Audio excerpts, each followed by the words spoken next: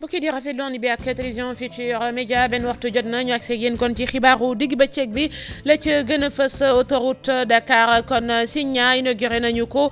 ci altine ji la ñu ca jàpp ci wàllu njëkk 1600 aller 1600 retour président de la république jàpp ni ca ndorteel 2400 kon la ñu ko tënkoon ak wàññi ko am na ci njëg yooyee nag dana tax ne nañu jotaat ci koppar ya ñu dugal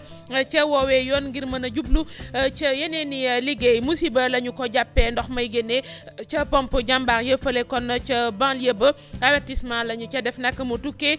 ci secrétaire général commission sénégalaise bu UNESCO ñu amalam ndaje ci nag loraange yi nga xamante ni mën naa jóge ca moomee ndox di wal foofe ca banlieue ba des na ca dikk ca kanam tuuti tëngee bu ñu faagee commerçant ya ñoom ñoo taxaw xam le ni du ca dal marché ba ñu bëgg kon defalaat marché central ba mairie ba moo bëgg a sumb liggéey ñoom nag ña ngay tëkku sax amal ay journée yoo xamante ni dañuy tëj ràpp marché bi waaye it teg ca doxub ñaxtu ñu bëgg nguur gi dugal loxoom ca boobee dossier réglé ko banaa nag yëf yi kon di gën a ñaawa lu jëm ci administration publique it bëgg nañu ko yeesal ak code de déontologie générale boo xamante ni bëgg nañ ko ca taxawal boobee projet de loi ñu ni bu daal di taxawee dana fexe ba lii di administration ak fonction publique ñu gën kaa moderniser jëwriñ ji yor wàllu woowee di sàkku ci secrétaire généraux yu syndicat yi ñu taxaw nag dugal seen loxo ci mbir mi ba mu mën a sotti ndax ku ca ne sa njariñ ma nga ca bu ñu àggee fële kon ca Medina Wandifa danañu fa waxtaanee coowal suuf loo xam ne it bu ñu ko bàyyiwul xel tension ba ma ngay gën di yokku baykat ya nee nañ seen i tool la mairie ba bëgg a teg loxo loolee ñu lànk ko ay parcelles yu 20-25 ñu koy jaayee 75000 foofee it ñu gis ni war nañoo mën a taxaw régler boobee problème kilifa ya la ñu cay woo xibaaru digg bëccëg bi am nañu ci gan fas yéene ci àdduna ca la ñu tàmbalee woon mu di kon mbirum autoroute à péage bi ca lay waxtaanee. mu di honorable député Cheikh Oumar Sy bés du ñàkk la bokk ñuy membre it ca Benno Bokk Yaakaar honorable ma lay nuyu. maa lay fay di nuyu téléspectateur u TFM yëpp. di rafetlu kon teewaay bi ci xibaaru digg bëccëg bi ca kanam tuuti dana ñamal waxtaan wi dellusiwaat ci mbir yi kon autoroute bi donc yaa ngi mbokk yi ni studio ñu yaatal ko.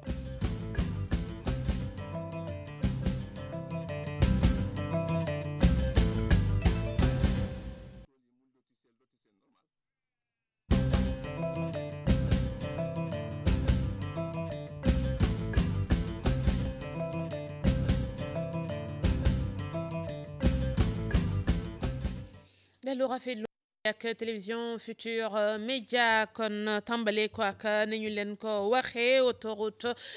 péage la tàmbale Diamniadio kon jëm fële ca Diass loole daal nañu koy inauguré démb la woon kon la ñu daal di ubbi woowee yoon ci altine ji ci wàllug njëg yi kon la ñu ca jàpp ñu ngi ko tënk kon ci 1600 ñetti téeméer kon ak ñaar fukk Diamniadio jàpp kon fële ca Diass njiitu réew mi moom moo amal boobee inauguration mu leeral ni kon yëf yi bu dee njëg yi ñu tënkoon dañ koo jëfee ca 2400 ñeenti téeméer yu teg kon juróom ñetti fukk lay doon waaye mujj nañ ko wàññi kon ba ñetti téeméer ak ñaar fukk moom président de la république niñ ko waxee moom moo amal kon boobee inauguration mu xam la it ni koppar yi dana tax rek bu ñu ko jotee mën a fay investissement xaalis bi état dugal foofu waaye it mën a jublu ca yooyee liggéey kon mangook ci image yi président de la république Macky Sall ci inauguration bi démb autoroute à péage Diamniadio aéroport kon bu Diass jàpp Signa ci altine ji kon ñu ubbi ko ñoom ci ganit niñ leen ko waxee ci ndorteelu xibaar yi honorable député Cheikh Oumar Sy honorable gannaaw ba ñu la delloo nuyu mangook kon autoroute bi gars yi doon nañ ko xaar démb lañ ko bi askan wi sa xalaat bu njëkk ci yoon woowee. waaw li ma ciy njëkk a xalaat mooy di rafetlu li ñu ubbi autoroute bi parce que investissement bu am solo la boo xam ne tey dina tax suñu économie gën a développé ndaxte gisoon nañu distance bi nga am diggante Dakar ak Mbour boo fay demee ak li nga xam ne tey mooy embouteillage bi donc bu ñu gisee autoroute bi tey président de la République inauguré ko dañ koy rafetlu vraiment di wax ne tamit fi mu ne nii am na investissement bu bëri bu ñu gis ci budget bi boo xam ne day dem pour yokk tali yi yokk piste yi pour ñu mën a permettre développement village yi développement ville yi pour ñu mën a gën a gaaw a am transport bi ak nit ñi gën a mën a bouger. foog naa yooyu itam ci tali yu xat yi yooyu yëpp ñu ngi ci donc boo xoolee budget bi tey liñ ci indi lu bëri ñu ko def ci pàccum développement autoroute yi gis nañu tamit am na yoo xam ne d'ici 2017 dina commencer donc bu ñu gisee ne lii tey inauguré nañ ko mu nekk lenn loo xam ne rafetlu nañ ko trop pour sénégalais yi pour mën a transport bi mën a yokku. mais biñ ko inauguré bu weesoo rafetlu gi coow li dafa daal di tàmbali rek ci njëg yi gaa ñi jàpp ni kon mbir mi dafa seer boo tàmbalee Ndakaaru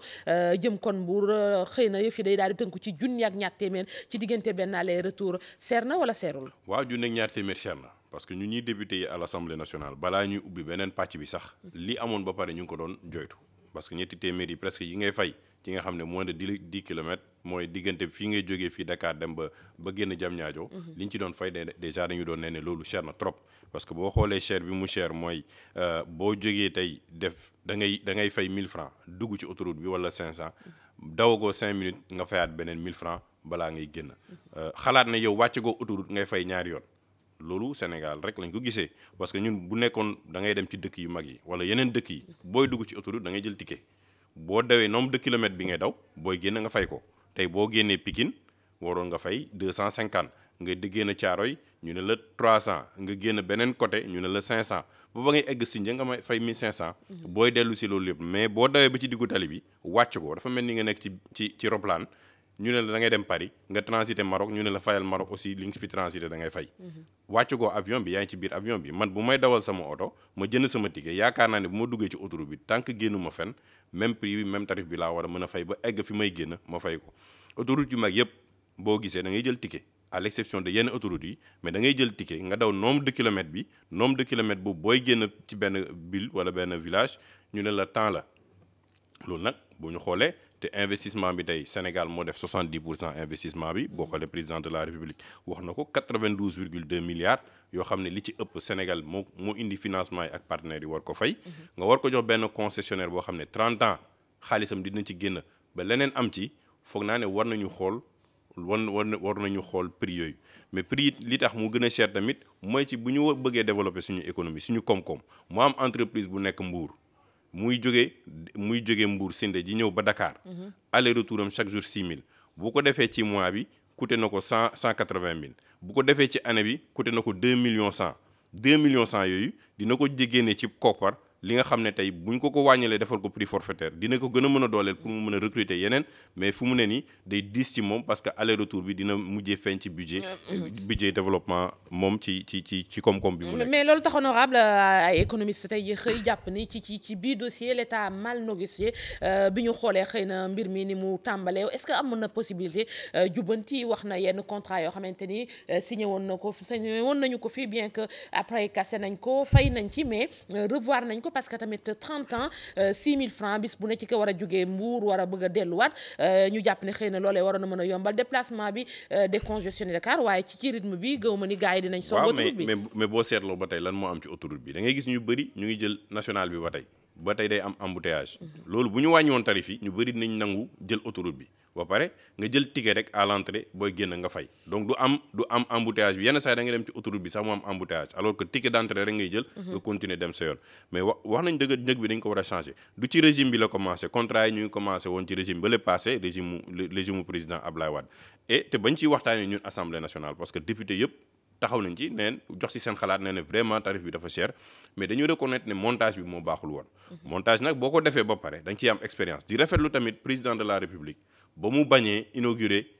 autoroute bi parce que tarif yi cheroon na noonu ngay négocier da ngay négocier concessionnaire bi ne ko li ngay def nii dafay gaañ suma askan wàññi nañ ko mais tey gëm naa ne lii di ñëw ci kanam mën nañu continuer di négocier mais lii di ñëw ci kanam président de la république daf ci gën a war a taxaw pour ñu wàññi tarif yi pour permettre population parce que plus ngay avancer plus population rurale bi ñu ñàkk a am doole bi nga xam ne tey mën nañu fay yenn tarif yi loolu dañ ko ci war a bàyyi xel parce que dégg naa ñu ci ne waa li ñoom ñooy toppatoo autoroute bi ñoom ñooy kii waa dëgg la ñoom ñooy toppatoo autoroute bi mais en retour 30 ans ñoo koy toppatoo xëy na pour 30 ans dinañ jot seen alal ba jotaat ci leneen ba boo moytu sax bu ñu koy bàyyeel mën na tàmbalee yàqu parce que ñoom ci seen bopp ci transport bi ñu wax récupérer nañ ci lu bëri parce que boo xoolee ñoom liñ ciy jël bëri na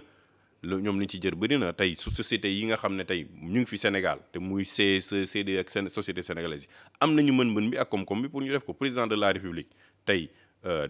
Diamniadio créé na benn société de gestion pour Diamniadio. société de gestion boobu dañu war a gën a mën a dooleel pour gérer suñuy autoroute parce que koom-koom boobu dañ ko soxla pour mën ko réinvestir ci yeneen projet parce que Sénégal day dem lebi ñëw tabax autoroute am beneen concessionnaire bi ñëw am ci li ëpp Sénégal ci war a am alors que mu dem jël xaalis boobu yóbbu ko dëkkam ñun ñoo war a fexe am suñu société de gestion au niveau national comme ay Éthiopie ak yeneen dëkk yi ñuy def ñu gérer suñu autoroute ba nga xam ne investissement bi ak koom-koom bi di jóge ci Sénégal yi day delluwaat ci ñoom ba duggaat ci askan bi. mais ndax tey concrètement am na possibilité 6000 francs yi ci ku bëgg a dem dellusiwaat Mbour ñu wàññi ko concrètement au delà montage yeeg ba fi ñu toll inauguré ko président bañ ci 2400 yi ba mujj nangu kon ci 1500 1600 ci tronçon boobu. mais war nañu mën a concrètement war nañu mën a gën a teg pression Eiffage pour mu wàññi ko parce que tey man bu ma dëkkee Mbour li ma la ban anam parce que. mais tey ñun am ñun ci biir référendum bi jox nañu possibilité suivi des politiques publiques député yi war nañ ci mën a taxaw wax ci taxawal benn kuréel neneen ne lii fu mu ne nii ne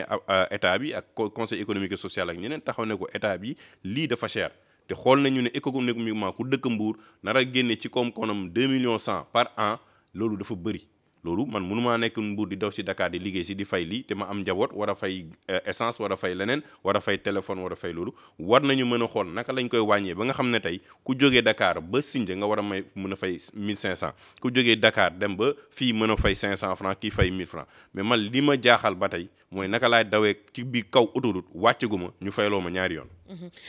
wax nga ko député yi war nañ ko mën a porter kenn nga ci ñoom ndawal askan wi foofee ci penc ndaw réew mi est-ce que am na ñu ko fay xalaat wala yaa ngi koy xalaat pour mbir mi quand même askan wi gis ci seen bopp ndax. waaw mais du man kese maa ko xalaat parce que boo gisee un député comme Diop Sy yàgg na ko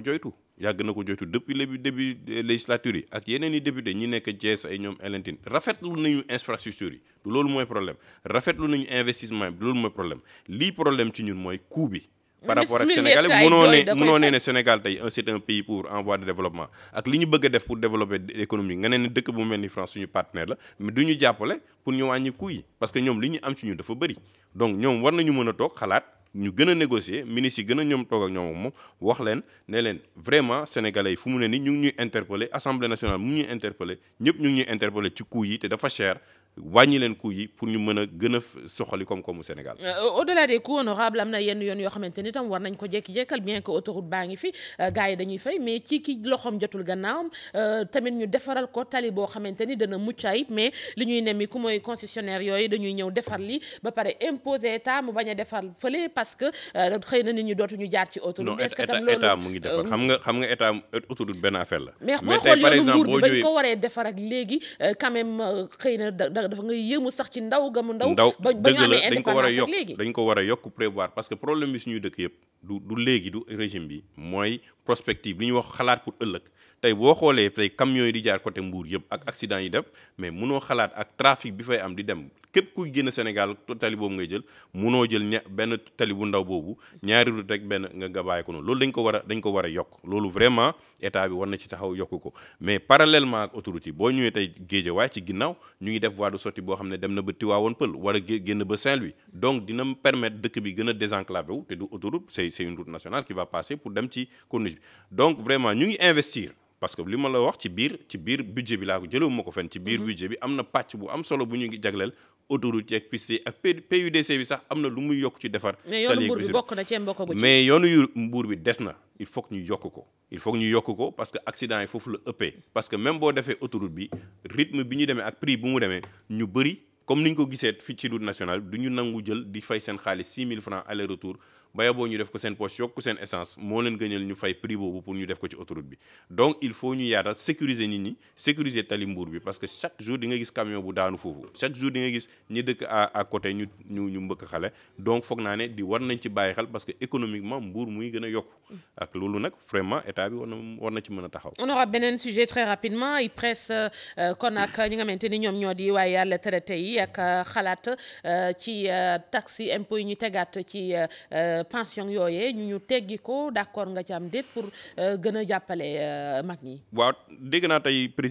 président PCA wu Mamadou Racine Sy di ci wax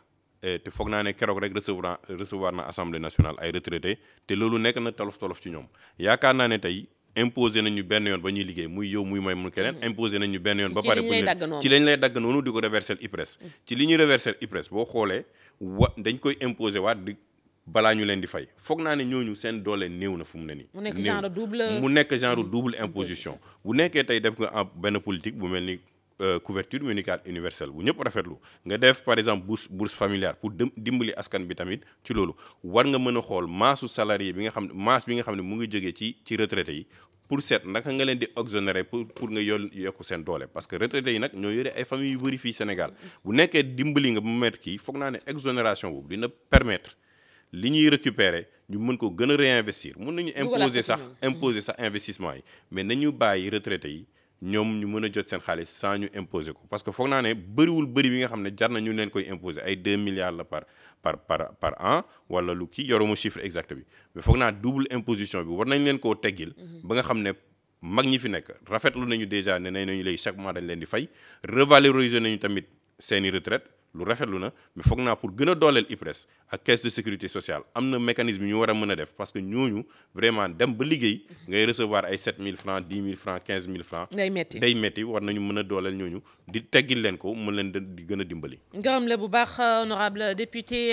Cheikh Oumar Sy lañ doon dalal bés su ñàkk kon la bokk it ñu nga bokk ca coalition Benno Bokk Yaakaar ñu gërëm la kon ci teewaay bi. merci beaucoup. wéy ci wàllug xibaar yooyu ak musiba ga ñu ni fële ca banlieue ba la ndox ma ñuy génne ca pompe yooyee ñu duppee pompe jàmbaar la ñu jàpp ne ci wàllu wér-gu-yaram mën naa indi kon jafe-jafe ci askan wa koy naan ñu amal ci kon am ndaje di ci def avertissement gars yi bàyyi ko xel ngir mën koo régler ca yooyee tolof mu mën a jur kii ci indi ay leeral Aliou li kon lay wuyoo moom moomee ma nga bokk kon ci mooy secrétaire général commission sénégalaise bu UNESCO lii la wax ca ndoxum pompe jàmbaar yooyu.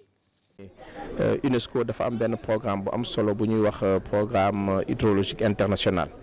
et si biir programme boobu la ñu décidé maanaam doxal rencontre bi pour rek soññ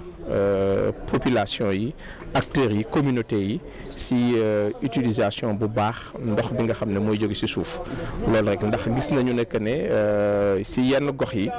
nit ñi dañuy maanaam yàq ndox bi dañ koy polluer dañ ciy sotti lu nekk dañ ci def ay produits chimiques yu nekk te loolu baaxul parce que ndox bi pour ñëpp la ñun ñëpp a ko bokk su ñu yàqee ndox bi si benn partie peut-être loolu mun na am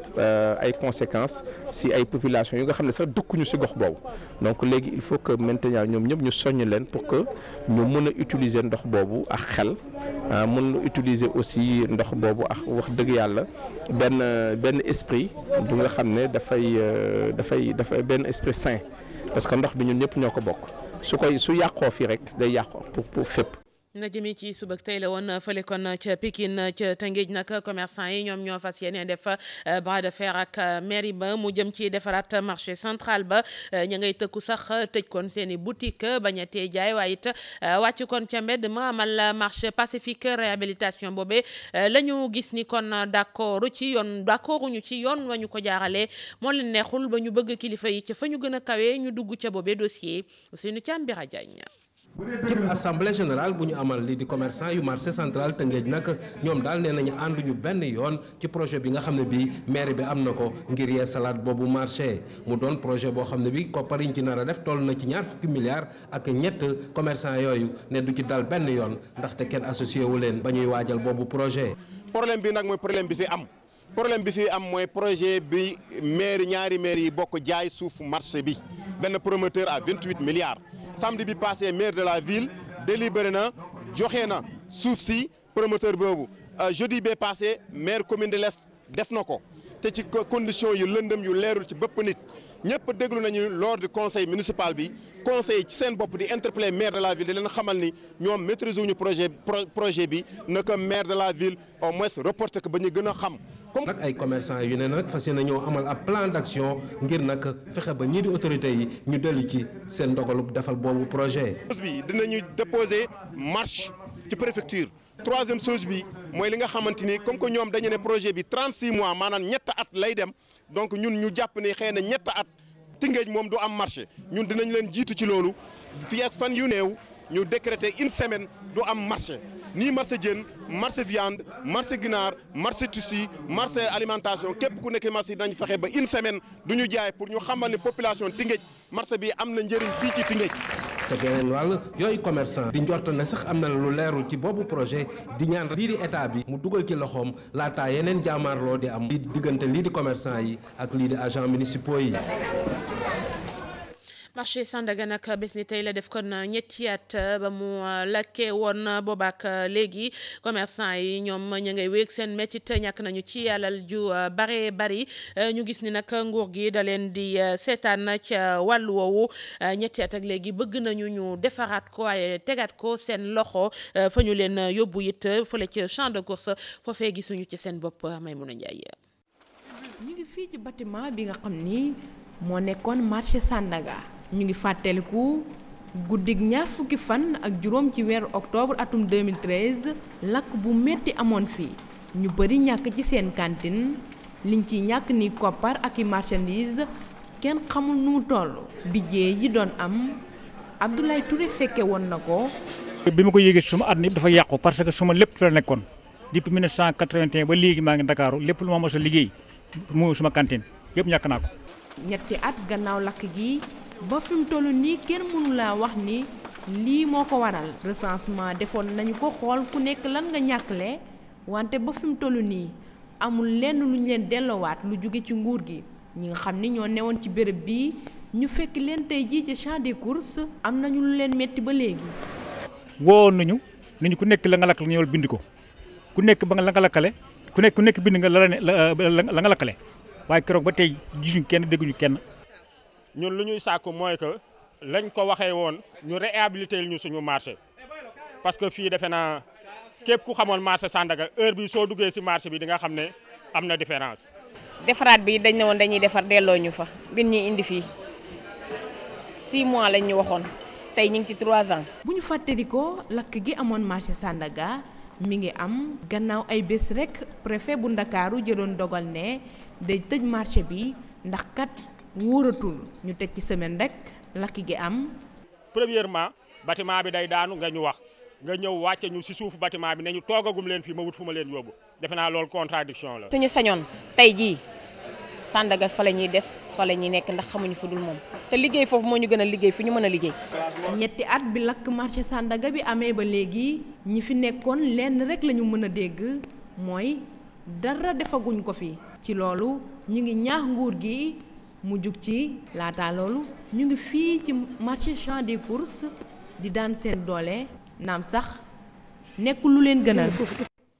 coowal suuf fële kon ca commune bu Médina Wadifa fële kon ca Carrefour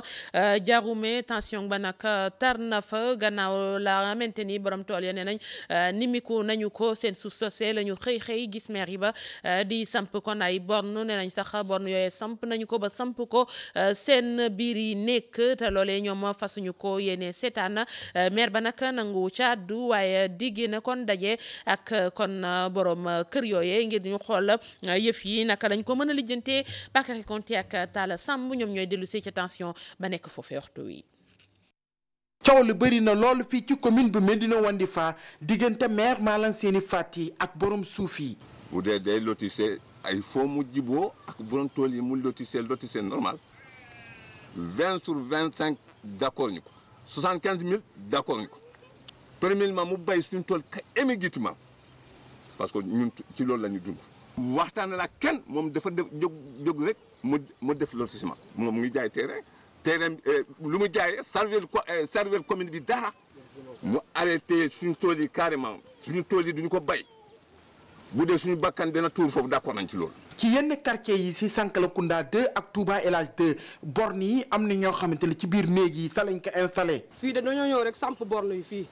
te man maa ngi ni sama jëkkër day takkale vélo lay dawal. tappalappa lay liggéey lu mu am dañuy takk seen biir ba pare mu tabaxal ñu fii tuuti mu gas teen te ñëpp xam nañ fii Carrefour Diaroumé soo amul 600 000 ba 700 000 mënoo gas teen bi sax dañ ko nangu ak ciment bi néeg bi yëpp birik ciment kese la ak fer ak kii nii yëpp nangu nañ ko amuñ fu ñuy nekk. te liñ fi toj ci kër mën na fanweeri kër waaw li fi waratu ci kër am na fanweeri kër bu ko ëppul dégg nga léegi nag ñun mbir moomu daf ñu jaaxal. buñ ko laajee maire Malang Seyni Fati di ne moom du tontu ndaxte am na rencontre boo xamante ne war na ko amal ci mardi bi ci ñenn ñoo xamante ne yor nañu ay suuf ci commune am population yi di ne ñoom nag dañu bëgg préfet bu Bounkiling daal di réagir si nu ma gën a gaawee balaa musiba di fi am. ma léegi mbiri suuf fële ca Gandiol la maire ba moom bi yoon àdduna ca gannaaw ba ñu ko tuumaale ni kon day sax-saxee lu ëpp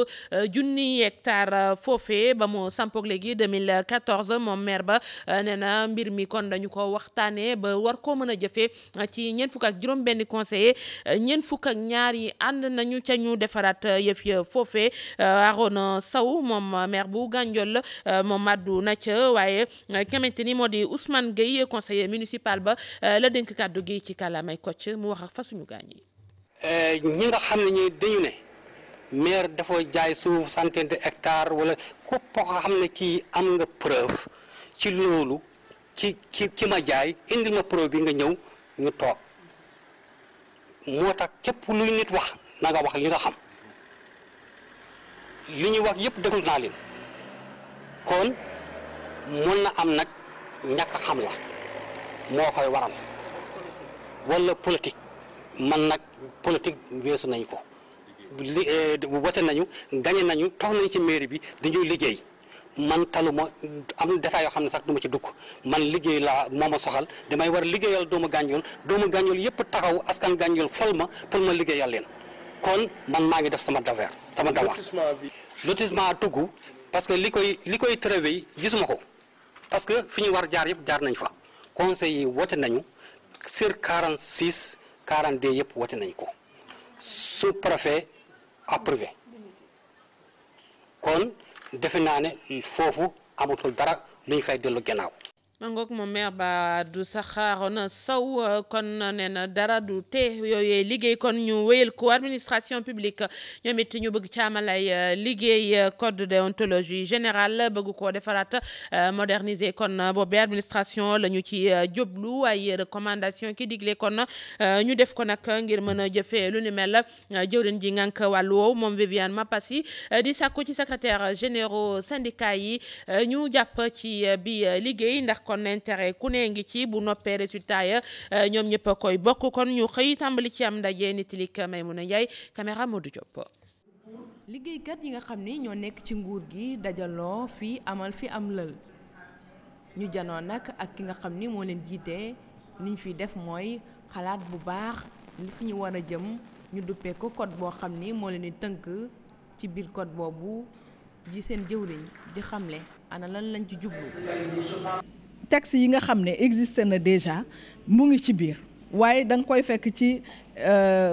droit de la fonction publique muy statut général de la fonction publique di nga ko ci fekk di nga ko fekk également ci yeneen i texte ñu yaakaar ni nag il fallait ñu xalaat xool ni nga noo xam ne dañuy jël valeur yooyu yëpp ak principe yooyu yëpp nga xam ne kuy agent de l'État ci moom ngay liggéey ci moom ngay sukkandiku pour liggéey ñu tënk ko def ko benn document. ay valeur yoo xam ni ñoom ñëpp ñoo koy bokk di bokk fi ñuy gisee projet bi bis buñ ci noppee dina am ay ponk yu bëri.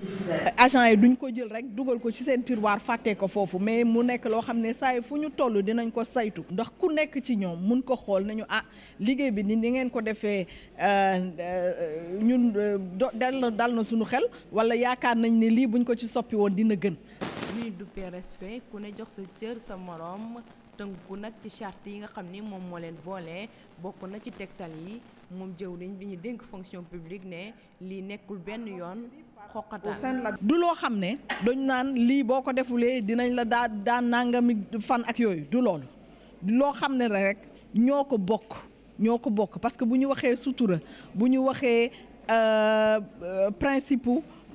égalité. maanaam booy liggéey ci administration par exemple ku ñëw ci yow danga ko war a jàppee ni usager ni citoyen nga yemale leen loolu yëpp ay valeur la yoo xam ne daf fi yàgg am. avant projet bi nag buñ ci noppee bëgg nañ koo jébbal njiitu réew mi fileeg nag njeexitalu weeru novembre njiitu réew mi bu ci noppee dinañ ko jël yóbbu ko fële ca pencu ndaw réew mi bu ko defee ñu xool ndax dañ koy adopté.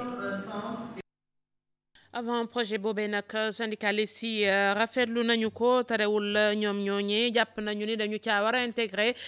li nga xamante ni moom moo di ñaxtu yi liggéeykat yi ñu bañ a tegee na seen doléance waaye it yaatal code bi ba kon ñëpp dugg ci ñu teewlu ci ñaar ci syndicaliste yu fa nekkoon Abdoulaye Ndoye bu CUSEMS ak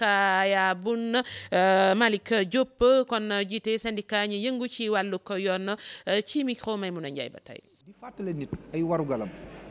dëgg la waaye tamit da nga ko war a jox ay yelleefam ndaxte nit ki boo ko joxee ay yelleefam si la xelam di doog a dem ci ay warugalam mais waroo ko laaj ay warugal ba pare te joxoo ko ay yelleef moo tax may lancer appel jëmale ko ci autorité surtout président de la république ne ko travailleurs des fonctions publiques fonctionnaires en général dañoo sonn parce que seen salaire dañ leen di fay conditions de travail yi ñuy nekk ça ne cadre plus avec niveau de vie bi ñu nekk moo tax ñu koy ñaan avant de mettre sur place ce code de déontologie bi di laajte nit ñi di leen fàttali seen warugal nañ leen tegal seen yelleef. code déontologie buñ koy def duñ ko rek yemale ci liggéeykat fonction publique dañ ko war a yokku élargir ko ci ñëpp ñoo xam ne liggéeykat rawatina politiciens yi ñu nekk ñëpp ñoo xam ne ñu ngi def dara ñu élargir ko mais ñun liggéeykat yi lu ñu yaakaar mooy nguur gi tey lu mu war a def mooy engagement yi mu def jël à l'endroit des syndicats mu respecté ko. bu ko defee day restaurer confiance day motiver nit ñi maintenant nag nañ ko yaatal bu dee dañu bëgg ñëpp lépp tegu ci yoon bu ñu ko yemale rek ci liggéeykat yi nañ ko yemale ci ñëpp parce que encore une fois problème mu Sénégal mooy problème mu ci politiciens yoo xam ne ñoo jël réew mi en otage gis nañu tey bu jàngalekat ci ne nii ñu ne amuñu ko mais ñoom lépp loo xam ne bëgg nañ ko def dinañ ko def. Afrique du Sud ak Burundi ña bëgg génn ca Cour pénale internationale loolee maître Sidiki Kaba mi yor wàllu yoon àdduna ci acte de souveraineté la ko jàppee firndeel gu ñuy firndeel ni ñoom moom seen bopp waaye dogal boobee ñu jël laataa ñu ko mën a jëfee faaw mu defaat ba tax na jàpp na ni diir boobee dañ cee war a profito fexe ñu des ci biir kuréel gi won leen ni la ñuy tiit toitekaay boobee du kon njiit réew Afrique yi moo ko tax a jóg ko ñu fexe ba gis ko ci toogaat loolee la wax maître Sidiki Kaba. Aujourd'hui, le retrait voulu par le Burundi et par l'Afrique du Sud est un acte de souveraineté. tey jii nag Burundi ak Afrique du Sud bëgg-bëgg bi ñu am génn ci lii di Cour pénale internationale loolu bu leen neexee ndax ñoom moom seen bopp waaye conditions yi ngi ciy duggee ak yi ngi ciy génnee prévoir na li nu mel te di nga toog nag benn at balaa nag retrait boobu di am moo tax danoo war a jël bile opportunité fexe waxtaan ak ñoom dëkk yooyu nga xam ne bëgg nañoo génn ci CPI te tamit am na solo lool ñu déglu li nga xam ne ñoom moo leen naqare nag bañ bëgg cee génn di seeni critique daal di koy xoolaat waxtaane ko bu baax a baax ci fi nga xam ne moo nekk assemblée des états foofu nag ñu mun leen a déglu ndax nag yenn saa yi li ñuy wax day mel ni day nuru dëgg bu ñu xoolee rek dirigeant Afrique yi dong la ñuy àtte ci cour boobu nga xam ne moo nekk cour pénale internationale waaye loolu la ñuy bëgg nag mu daal di gën a yaatu ñu gis ci yeneen dëkk mel ni rek Afrique dañ koo singale te li nu mel sax dinañ ko gis ci kanam. Que l'Afrique n'est pas la seule zone géographique dont les ressortissants sont poursuivis. Maître Sidiki Kaba ci wàllu tàggat yaram ak ñeenteelu journée triathlon Wakaam kon moom mooy woon ba tax na daal di nañ koy wone lañ fa tegoon na lépp ni raaya daal di nañu koy jël ci waajtaay yi nag xam ne nañu ni amoon nañu sax tuuti jafe-jafe ci boobee organisation waaye bilan bi moom rafetlu nañu ko bay xalaat amal yeneen i ndaje Pape Farañing. waa Wakaam organisé ba pare daal di gagné ci discipline yëpp ci wàllu féey rawante vélo ak lii di daw. ñu daal di gagné coupe yi nga xam ne moom la ñu tegoon ci ñeenteelu bëccëg triathlon ci seen biir gox. j'avais la pression que la quatrième. dama amoon pression ndax quatrième journée bi ñu ngi ko dem amal Wakaam te il fallait que ma def lu ne ngir réussir compétition bi heureusement nag def nañ li ñu war a def daal di koy gagné fii ci suñu dëkk. c'est qui m'est favorable. c'était bien on a bien. affaire yi neexoon na lool entraîné nañ bu baax lu tax nag ñu gagné dañoo yokkoon entraînement yi. parcours bi nag ñu tàmbali ko woon ca waax yi nekk ca Wakaam jeexale ko ca monument de la renaissance africaine naam am nañu ay jafe-jafe yu ci wàllu organisation président bi ne bilan bi nekk na bu mucc ayib. Wakaam a organisé pour tout rafler. Wakaam organisé lépp daal di gagné lépp loo xam ne moo nekkoon ci tournoi bi mun nañoo wax nag mënuñoo nekk ci tribune officielle bi daal di nekk ci parcours bi chaque fois nag su compétition amee foo jaar mu am ay contestation dinañ ko xool yóbbu ko fañ ko war a àttee nag ñun mën nañoo jàpp ne mbir yi jaar na yoon yeneen trophée yi ñeneen ñi séddoo ko. c'est vrai les autres sont partagés les deuxième et troisième places. gannaaw ñeenteelu bëccëg bi nag dirigeants yi ñu ngi waajal juróomeelu bëccëg ca Ziguinchor ak benn journée duathlon ngir jeexal saison bi ci jàmm.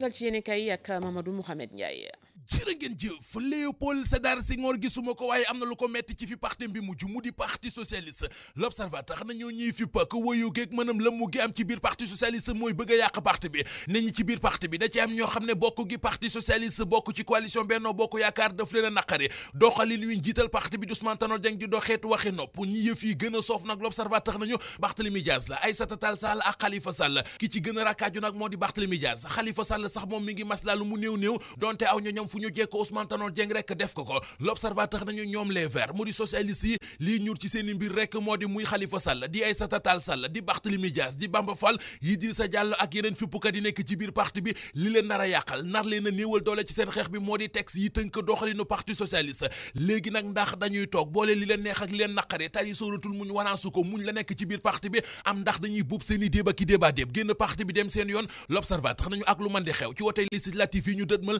lu bari dina leer ci seen ëllëgu politique dogal bi parti socialiste jël jëm ci ne Benno Bokk Yaakaar lay àndal ci wote législatif yu coow lu bëri la jur ndax ñoo ngi dégg Barthélémy Dias ne dafay porter plainte direction bu parti socialiste ndax faux usage de faux keroog it gis nañu Babacar Diop bu Jeunesse pour la démocratie et le socialisme xëy ay pétition ca Thiès ngir bëgg ministre yi nga xam ne ñoo ngi ci gouvernement bi te bokk ci parti socialiste ñu jóge fa journal Groupe Futurs Médias bi nañu parti socialiste baaxoon na ku ma sa fippu ci biir parti bi rek dañu lay suul ndax dañu yegg foofu ak fippukat yi réew mi quotidien moom it xëy wert maanaam mbiri parti socialiste la xëyee dañu xamal lan la géopolitique bi mën a jàngee ci jafe-jafe yi dal ci kaw parti socialiste le témoigne ci xalima ak Serigne Saliou Gueye nañu tànk bi nag ngir mu tàllee ko baa mu banku jot na sëkk ci Khalifa Sall ndax fi ñu tollu tembe lëngoo bi ci wàllu politique ci diggante parti socialiste ak APR mi ngi gën di dëgër APR di parti Macky Sall bii bëgg a tas ca Thiès ndax fantasi roog dëmmanteek tibbantey tànk ga fa responsable yi parti bi nekke la Sénégal nee nañu Macky Sall mii borom parti bi dakkal na ko ndax bu doon récréation ñu ne sifflé na nee na ne élèves yi delluwaat ci classe yi li ci am rek moo di li las bind yëpp ci mbir moomee du ma leen ko mën a jàngal ndax ci biir journal bi yëf yo da caa jaxasoo gouvernance sobre et vertueuse du ma sa am ci réew mi les républicains doomi réew mi ne wote législatif yi ñu dëdmal bu ñu leen ci gisee ak seen liste bopp bu mu bett kenn Mahammed Boun Abdallah Dionne ma jëm ci assemblée nationale la ko fay xaar du bett kenn la Tribune nañu alxames ji di ñëw moom premier ministre bu Sénégal di Mahammed Boun Abdallah Dionne ma nga jëm assemblée nationale moo ko gouvernement war faa janoog député yi ngir ñu waxtaane tolluwaayu réew mi waxtaan wa nag la Tribune gis ne nu ñu def mbirum pétrole bi dana ca bokk enquête dina kay nañu amu ca xel ñaar tey du doon loolee rek ne boyo boo mu xaar député yi laaj ko ci wàllu Petro-Tim wàllu campagne agricole bi coow li ci fiscal bi ak liberté gi ku jëg politique gi ne dañ koo salfaañe ci réew mi enquête nañu yooyee yëpp na ko Mahammed Boun Abdallah Dionne waajal mbirum Petro-Tim ak waa kaw geeg jaaxle tonk gi ñu nekkee jamono ji noo def mu bokk ci waxtaan wi ak premier ministre président de la république di Macky Sall ci Le Soleil moo ki kàddoom ay kàddu yu mu yëkkati démb ba ñuy daloo autoroute à péage laaj ci war a dox ci diggante Diamniadio aéroport bu Diass ak Sindia Macky Sall ni ñu jéegalu bu ñu tekk jëm ci Sénégal émergent journal bi dañu léegi ngir dem ci Mbour ñetti téeméer ak ñaar fukk la lay dikkee ci péage bi maanaam 1600 francs ci xët mu njëkk la témoigné président Macky Sall di fa wax ne li mu defar ci ay tali ci diirub ñeenti at yi ñi ko fi jiitu woon mu di Léopold Sédar Senghor di Abdou Diouf ba ci Abdoulaye Wade defuñu ko ci juróom fukki at ak ñaari ñu fi nekk Le Quotidien nañu te nag yamu ca ndax nee na yéene moom président Macky Sall moo di fii ak 2019 mu defar fi lu toll ci ñaari téeméer ak ñaar fukk ak benn kilomètre ci autoroute aéroport bu Ndakaaru ak la ñu fa def Nafi Ngom Keïta moom la Libération xëyee da doon tukki moom soxna si ñu téye ko ci aéroport ba ndax dafa waroon a yore ordre de mission boo xam ne nee nañu vérificateur général bi di François Collin moo ko waroon a signé loolee la soxna si indaalewuloon moo tax ñu téye ko ci aéroport ba dëpp ko mu ñibbi. gërëm ko bu baax Mamadou Mouhamed Ndiaye jaajëfal leen bu weer yéen ñi ñëw àndaloon 13h ba léegi 19h30 20h rédaction bi dina dellu si ci yeneen i xibaar di leen ñaanal ngeen yendu jàmm ak programme télévision Futurs Médias